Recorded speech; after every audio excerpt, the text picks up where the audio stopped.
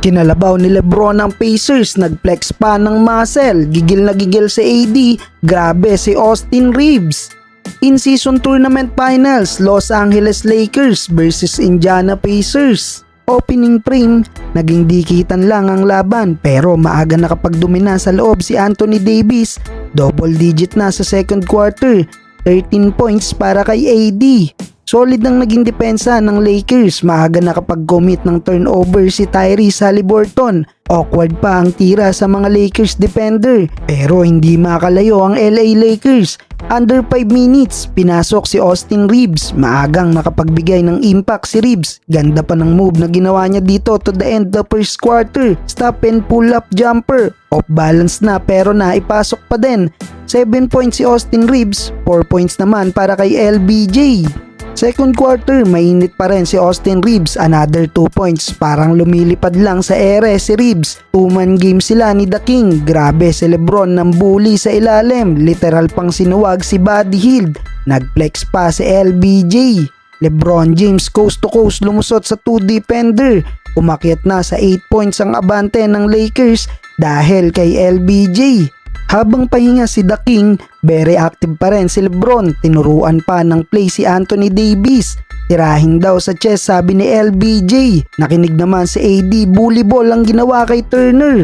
Pero naibaba na din ng Pacers sa 3 points ang lead ng Lakers, 5 straight points mula kay Tyrese Haliburton. Kakapasok pa lang ni Lebron pero natawagan agad ng offensive foul si LBJ. Masyadong nanggigil si The King sa madikit na bantay ni Naismith. Balik sa 5 ang lamang ng Lakers, solid si Austin Reeves, 22 points na sa first half. Tyrese Haliburton 7 points, 6 assists, 65-60 halftime. Third quarter, mas lalong naging agresibo ang LA Lakers. 2-man game na sila ni Anthony Davis at LBJ. Second attempt drive, hinawakan na lang ni Obi Toppin sa LBJ. Lebron to AD connection, umabot na sa 11 points ang biggest lead ng Lakers. Nalagay pa sa foul trouble si Turner, 4 fouls na.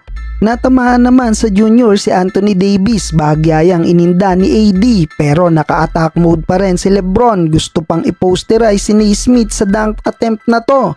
Austin Reeves naman in transition, pinatalon ang depensa ni Haliburton. Naibaba na sa 5-point lead ang lamang ng Lakers, solid 8 straight points mula kay Tyrese Haliburton.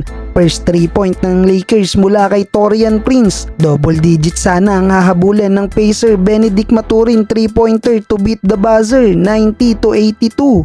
Fourth quarter, biglang baba sa 3 ang lamang ng Lakers. Hype na si Tyrese Haliburton matapos ang 5 straight points na nagawa ng Pacer. Timeout ang Lakers 92-89. Under 9 minutes injury scare pa si LBJ pero pinagpaglang yan ni LBJ.